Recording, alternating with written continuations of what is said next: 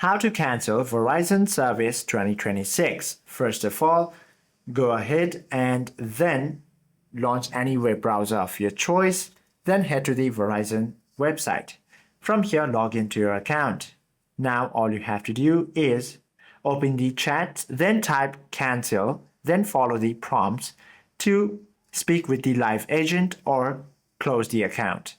Or what you can also do is launch your device's phone application, then call the Verizon customer service. You can find the customer service number from your web browser. Open the web browser, tap on that search bar, then search for Verizon customer service.